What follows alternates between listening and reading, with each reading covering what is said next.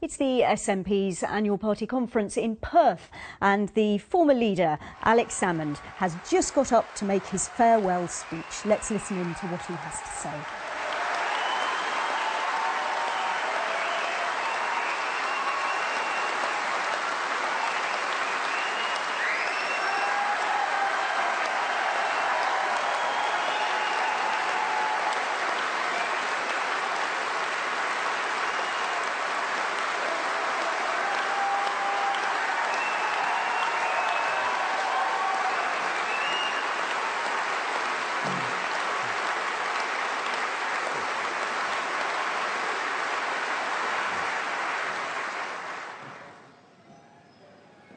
Well, thank you, Nicola, and thank you, conference.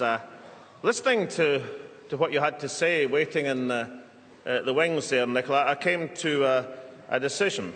I have decided not.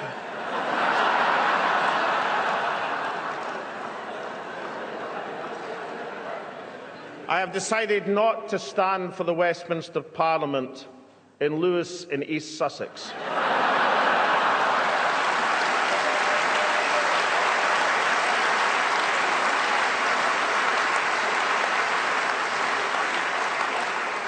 West Sussex, maybe. But as I said, if the good people of East Sussex think I'm as big a danger to the Westminster Parliament as Guy Fawkes, then they're right.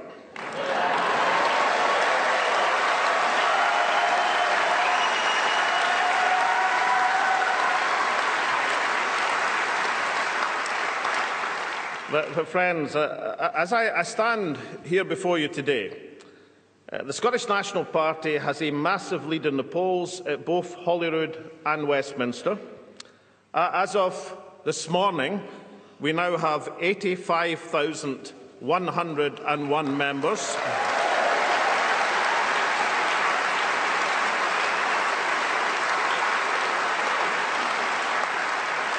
And we have made a substantial contribution to what is now widely recognised as the most empowering democratic process these islands have ever witnessed.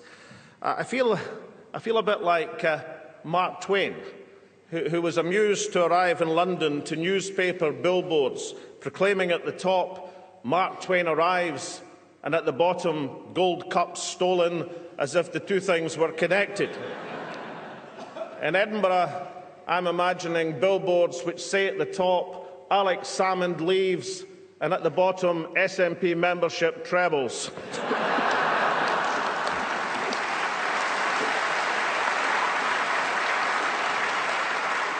But as I look out on each and every one of you, and I think of the 1.6 million people who stood with us on the 18th September 2014, let me start by simply saying this to you: thank you. Thank you for believing in this country. Thank you for working to persuade these 1.6 million people. Thank you for transforming this nation. The referendum vote was 45%, not 55%, but let us proclaim what each of us knows now with a greater certainty than ever before. Scotland will become an independent nation.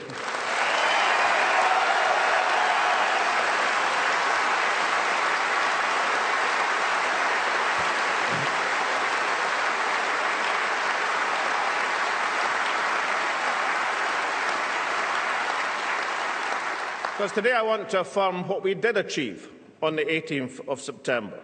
Because while we lost the vote, we also won a great deal. At various times in our national story, Scotland has managed to snatch defeat from the jaws of victory. This time, out of defeat will come future success. The 18th September 2014 will be seen as the day that Scotland started to take control of our own destiny. It was a day of empowerment, of engagement, of confidence. It reawakened in millions of Scots a sense of purpose. It ended forever the top-down politics of the past and ushered in a new era of engaged politics, the envy of the democratic world. So regardless of yes and no, let us all agree that from the 18th September 2014, the clear winner must be Scotland.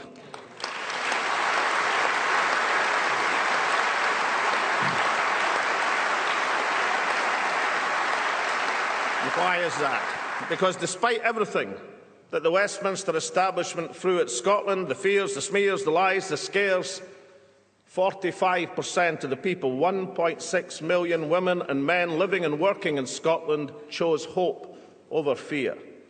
A much higher number than any of our opponents thought possible when we started this campaign. And after the referendum, the same opponents believed that Scotland had been quietened down, that we'd had our day in the sun, that we should gently be put back into our box. They thought it was all over. Well, it isn't now.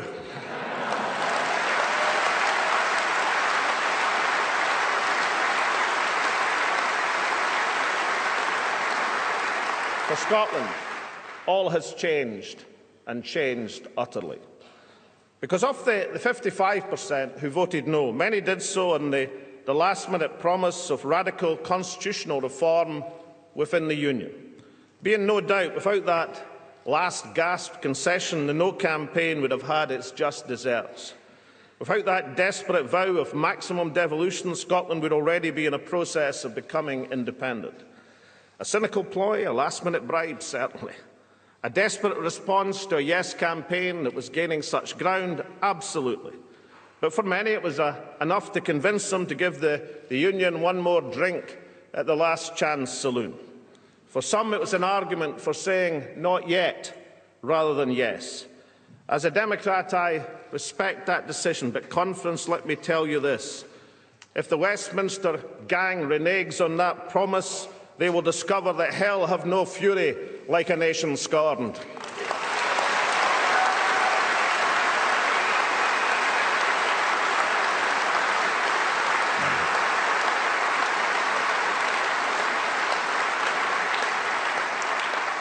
Now, Gordon Brown had a brief cameo as leader of Better Together. Gordon Brown, a man with credibility, who stood surety for the vow of the three Westminster leaders who had none, or the three amigos, as Brian Cox so memorably termed them. And let us remember Gordon Brown's words. We're going to be, within a year or two, as close to a federal state as you could be. He pledged home rule. His words, not mine.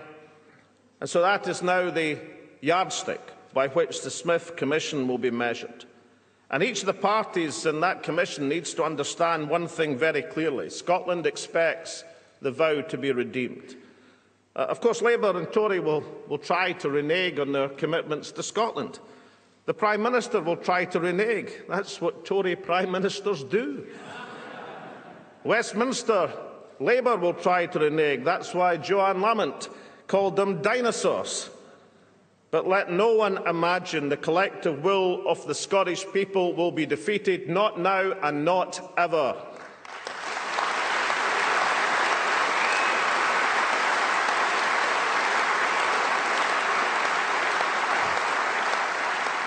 And of course that poses a real challenge for this party too. How we carry ourselves after a defeat is every bit as important as how we celebrate a victory.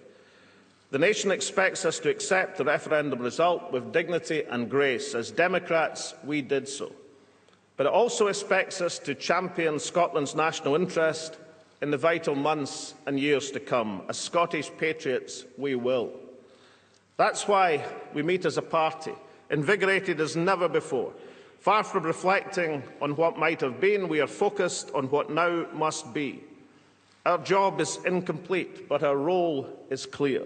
First, last and always, this party will argue Scotland's cause.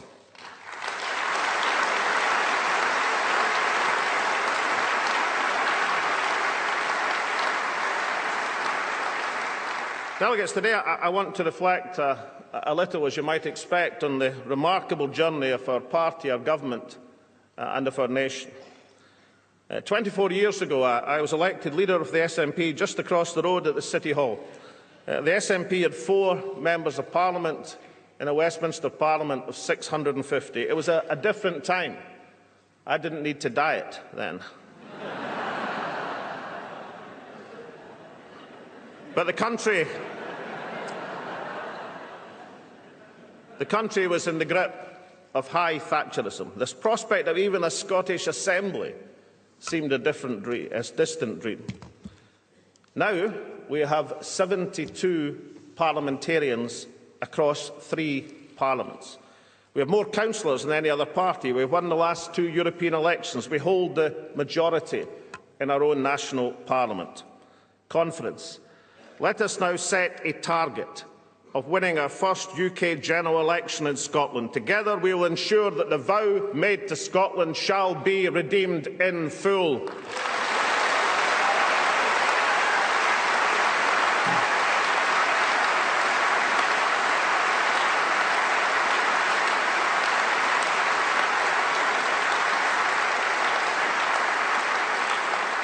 Ten years ago, I was re-elected in a partnership leadership with Nicola. And then the SNP had 8,000 members. We actually signed the 8,000 member at our party conference. It was Bashir Ahmed's daughter who was our 8,000th member. We now have 10 times that number, ready and willing to pick up the gauntlet for Scotland. We have never been an ordinary political party, but now we are an extraordinary political party with a great task to be completed. Next week, our conference reconvenes in the Hydro Arena in Glasgow, the largest ever political conference across these islands. We are a party renewed. Let us resolve to involve each and every member in the work that lies before us, in the selection of candidates in the election to come. And let us be open and generous to allow some of the shining stars of the Yes movement to stand under the SNP banner, reflecting the historic shift that has taken place. These groups that emerged from the grassroots were wonderful. Women for Independence, Business for Scotland, the National Collective, and many, many more. Let us embrace them as candidates and ask our people a simple question. Who would you rather have representing this nation? The new people who awoke the national spirit, or the old Westminster parties who have done their best to break it? And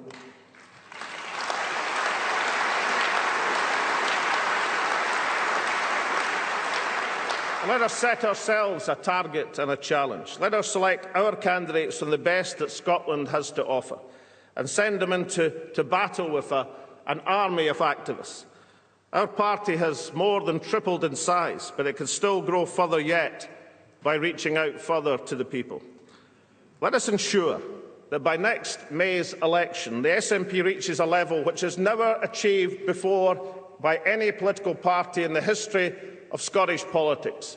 100,000 members to argue for the national cause.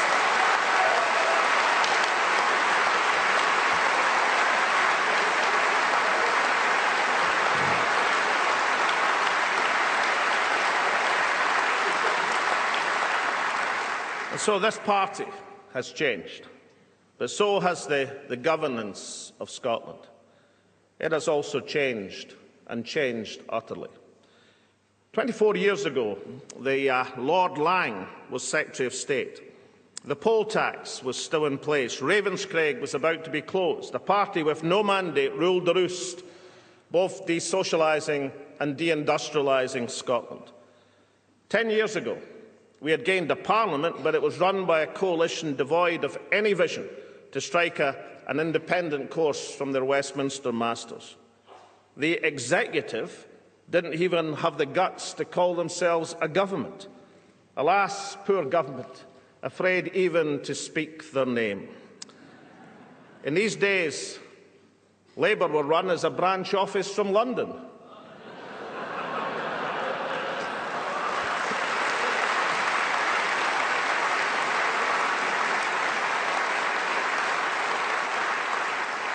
Plus ça change. That one was for Christian Allard. But 7 years later, the entire governance of Scotland has been transformed. I don't stand before you today and say that everything is perfect. How could it be in austerity Britain? Scotland, like all countries, faces great challenges. There's plenty of work to be done. But I have been proud to lead a government with a record of achievement. During a time of extraordinary economic pressure, We have saved the average family in Scotland £1,200 by freezing the council tax. We have put 1,000 extra police officers on the streets, and crime is at a 40-year low in Scotland. We have slashed business rates, allowing 96,000 small and medium enterprises the length and breadth of our country the opportunity to thrive. Despite the foolhardy privatisation agenda south of the border, we have protected Scotland's National Health Service, ensuring a service that will remain in public hands.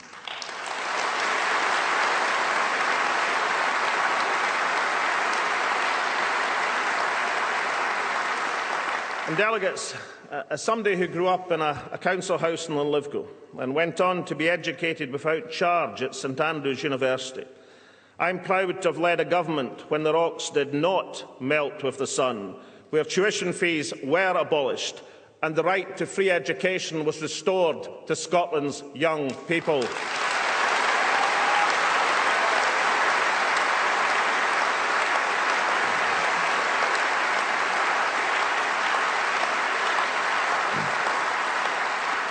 And friends, this is thanks to a financial magician at the heart of government. Let's hear it for a man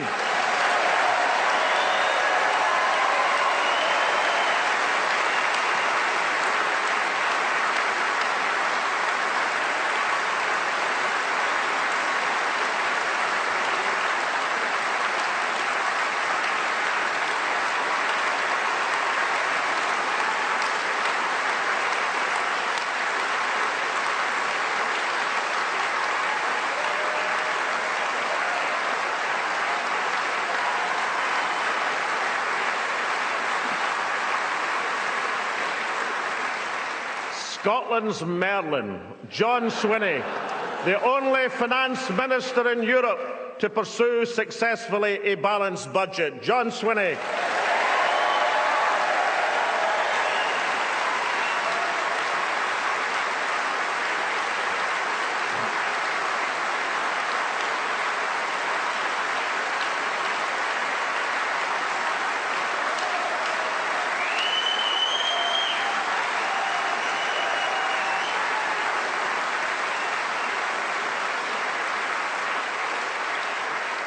Through the years of recession, we have sought to protect the social fabric of Scotland.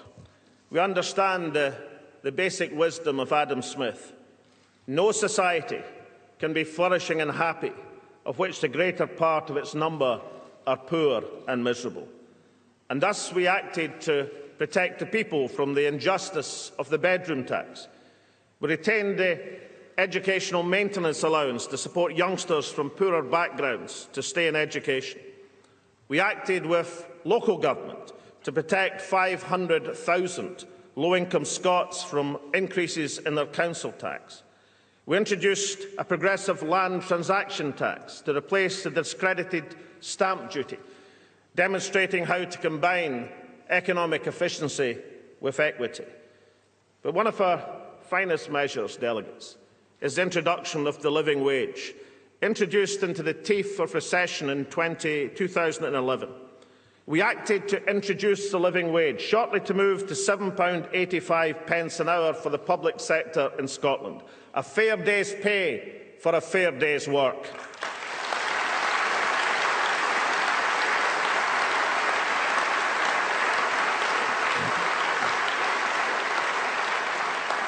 Conference, in politics, actions speak much louder than words, and this party should be immensely proud of its record. But what has really changed in recent years is our country and Scotland's perception of itself. 24 years ago, we were locked in the Tory trap. 10 years ago, most Scots still looked to Labour for their salvation. Now we understand the solution will not come from on high, but from within ourselves. Delegates, in the midst of the Commonwealth Games, I witnessed something wonderful. And not just the commitment and skill of our athletes, although there was plenty of that. Not just the determination to host the best Commonwealth Games in history, although we did achieve exactly that. Not even the friendship and solidarity of people from 70 countries and territories around the globe, although we all experienced that. What I witnessed one day during the Games was an excerpt of a Scottish Youth Theatre production of a play called Now's the Hour. This involved youngsters imagining and reading letters written today to their future selves about the decisions that Scotland was to make this year. I only saw an excerpt from that play, but it touched the very essence of what this year has been about. Indeed, it touched the very heart of what Scotland is about. Another play, Tin Forest, included 90 performers from 10 of the Commonwealth countries. In our glittering Games, the Scottish Youth Theatre were one of the true stars of the show. Now the Youth Theatre is in financial difficulty, and we cannot in conscience have that. I just won't have that. And therefore, Conference, I'm delighted to announce that working with Creative Scotland and with generous private sector support from one of our greatest companies, Clyde Blowers, the Scottish Government will provide £1 million over the next 3 years to secure the future of the Scottish Youth Theatre.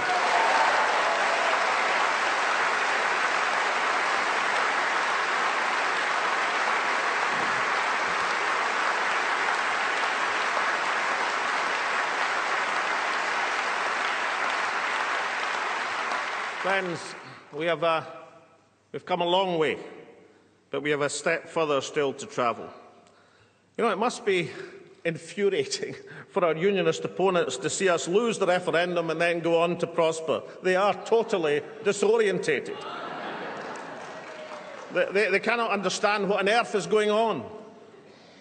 The reason is actually quite simple.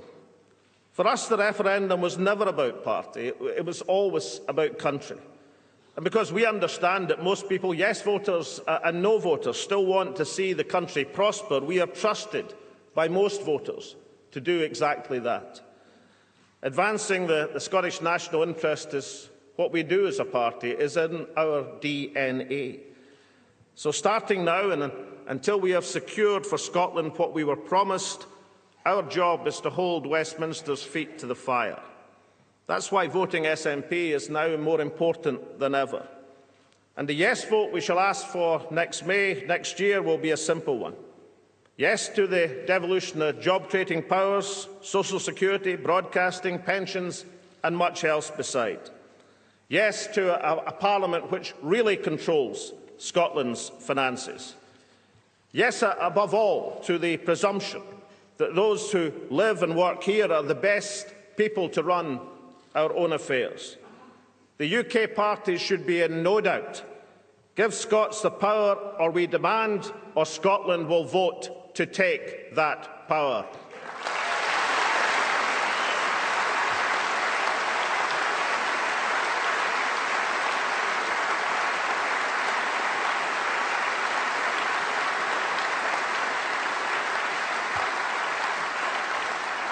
Now, we should remember, of course, that consistency doesn't come easily to our unionist parties.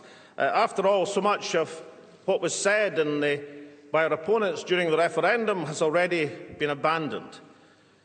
Before the referendum, it was claimed by our unionist opponents there was no threat to Scotland's funding from Tory privatisation of the National Health Service south of the border.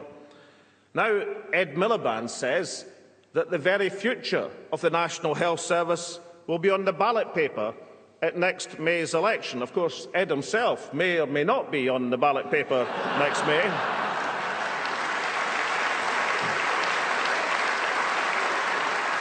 And then there is Europe. Something quite astonishing has happened to the status of the outgoing President of the European Commission, José Manuel Barroso. Before the referendum, according to our unionist opponents, he was the all-powerful voice of Europe, setting out the unchallengeable truths of the impossibility of Scottish independence. Now it seems that wasn't quite right. Mr Barroso recently said that Mr Cameron's plan for the EU to abandon free movement of labour just couldn't work. Would you believe it? According to the self-same Tories, poor Mr Barroso, the once omnipotent authority, is now a mere unelected bureaucrat, a man who mustn't be taken seriously. If only delegates we'd known that before September.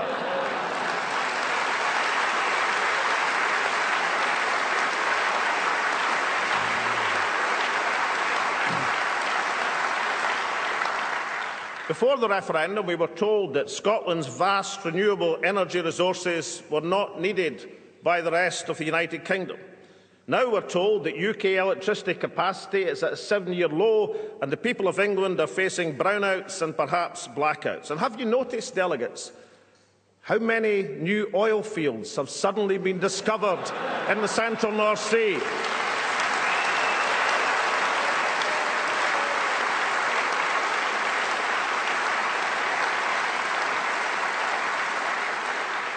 By BP and a variety of other companies. The truth is this, for Labour and Tory, desperate times called for desperate measures. Rattled by the Yes campaign, the Unionist parties were prepared to say and do anything to preserve the status quo. As Scotland dared to dream, Labour offered nothing but nightmares. When Scotland was alive with ideas and debate, all Labour could demonstrate was timidity and fear. The next Labour leader in Scotland inherits an intellectually bankrupt and politically hollow organisation. Joanne Lamont deserves praise for her honesty in confirming what we all knew, that the Scottish Labour Party was treated by London Labour as a branch office. And why should the people of Scotland care about that? Let me tell you. Because Joanne Lamont has also revealed that at a time when Scottish politicians should have been standing together, presenting a united Scottish front against the bedroom tax, she was silenced for a year, awaiting permission from Ed Miliband to speak out. A Labour Party that needs to speak out, that needs permission to speak out against the bedroom tax, isn't a Labour Party at all, and a branch office ain't a Scottish Labour Party.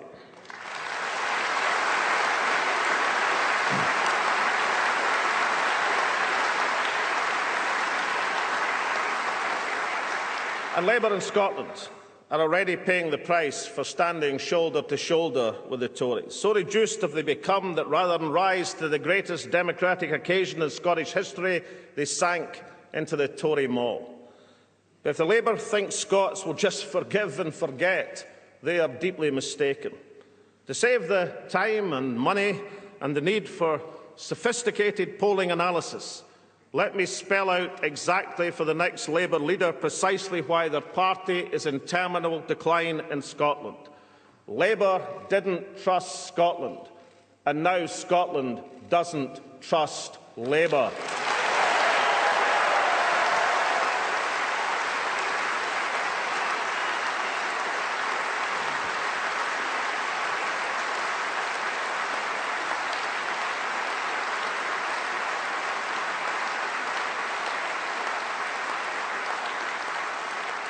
One of their candidates for office actually said the other night that Scotland was in danger of letting Labour down. Scotland hasn't let Labour down. Labour has let Scotland down.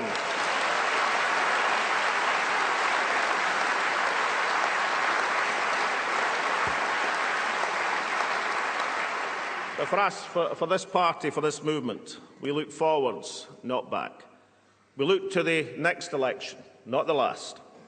And in 2015, the Westminster election offers a real possibility of putting Scotland in the driving seat. As Labour implodes with an unelectable leader, so the Tories march to the beat of a UKIP drum. And in that lurch to the right lies enormous dangers and risk for Scotland. Exit from the European Union, which would be a disaster for the Scottish people. Deeper, faster spending cuts aimed at the poor. An immigration policy based on the politics of fear. Privatisation of the NHS. Friends, that isn't an example of a strong United Kingdom, a partnership of nations. It's an abhorrent and divisive agenda of which we should have no part.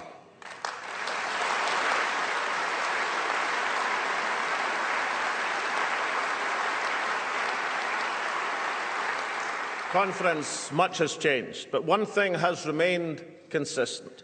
When it comes to standing up for Scotland, you cannot trust the Conservative Party. Scots watched open-mouthed on the morning of the 19th September as the Prime Minister walked from Downing Street to face the cameras, he acknowledged the need to implement change in a few short paragraphs before emphasising and moving on to his main position, the need for change in England, Wales and Northern Ireland, and adding that all of this must take place in tandem with, and just in case we didn't understand what that meant, at the same pace as, the settlement for Scotland. There it was, the screech of the Westminster brakes being applied as the ink on the ballot papers around Scotland was barely dry. It was a cynical, depressing attempt to pander to the Tory backbenches at the expense of Scotland's democratic will. Only David Cameron could take a groundswell for Scottish independence to be a mandate for reform in England. So let the message be very clear from this hall and from this country to the Prime Minister. Prime Minister, delay, prevaricate, block or obstruct the implementation of what Scotland was promised, and Scotland will take matters into our own democratic hands.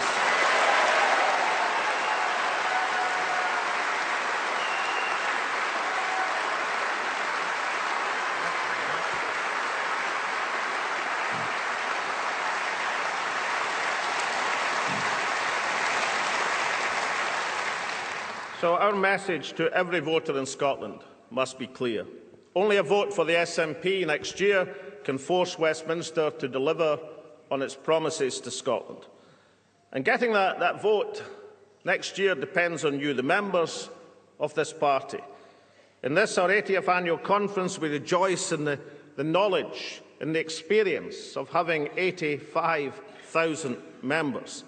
In welcoming every one of these new members, I say this: you are the spirit of the referendum.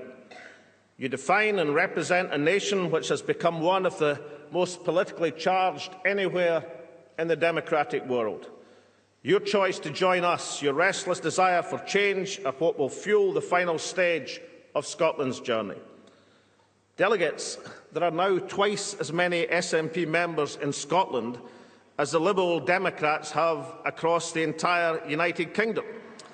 This is a fact that needs to be heard loud and clear by the UK broadcasters. It's just one reason, just one.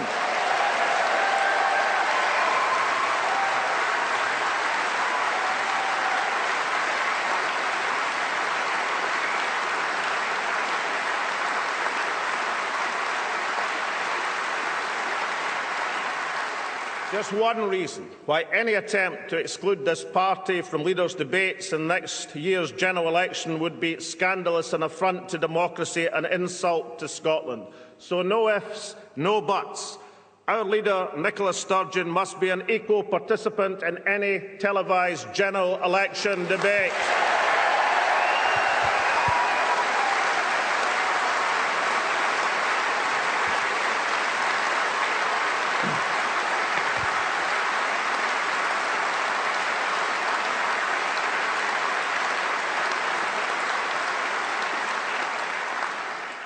Today I cease to be leader of the party, but that is not the beginning or the end of leadership. Real leadership is about our members being champions of change in communities all over Scotland.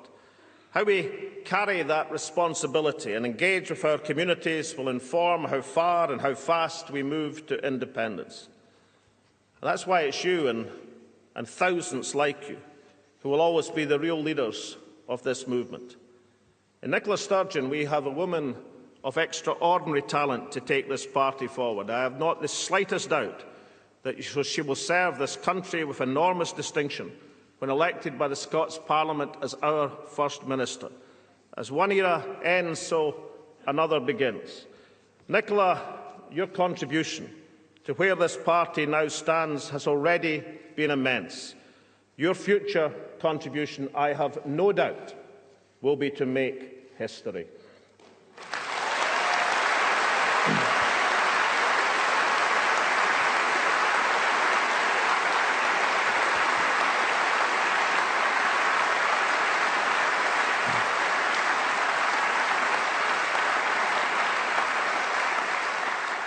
Delegates, as we prepare for the 2015 and the 2016 elections. Our message of hope and ambition is matched by a demonstration of what we have achieved. Because self-government for Scotland has never been about achieving power for its own sake.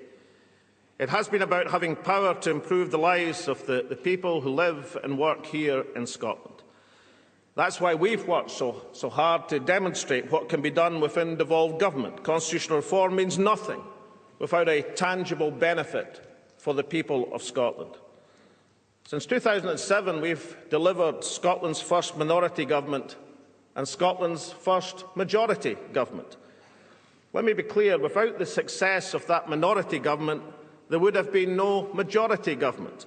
And without that majority government, there could have been no referendum.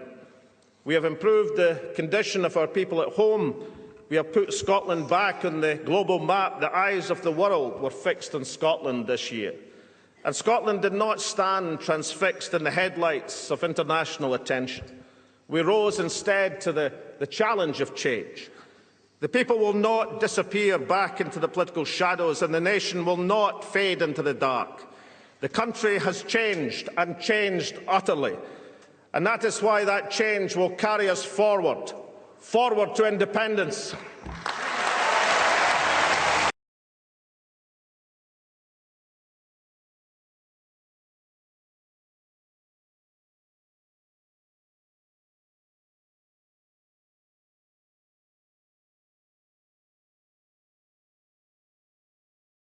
Well, typically fighting speech there from Alex Salmond, predicting that Scotland will be an independent country. He said it was now on the part of its final journey. But I thought a speech in which he also laid some clear markers down about how he sees that potential route to independence. He said the priority for the SNP now must be to win the UK elections in Scotland next year. In other words, to be the largest party in Scotland.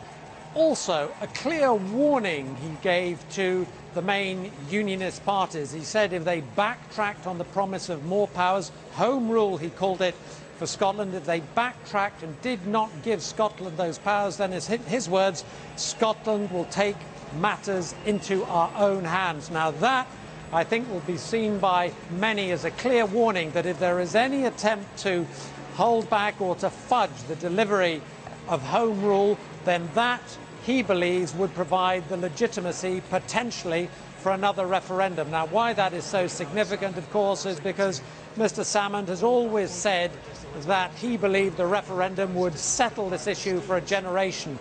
Clearly, the view is that if Scots do not get home rule, then that issue is once again reopened and the possibility of another vote is very much on the table.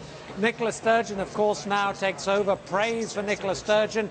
He praised what she had achieved so far, but also said he believed she would achieve history. So a sense that for the SNP, far from being calmed down, as he put it, or quietened down, this was a moment when actually they could reignite their campaign for independence.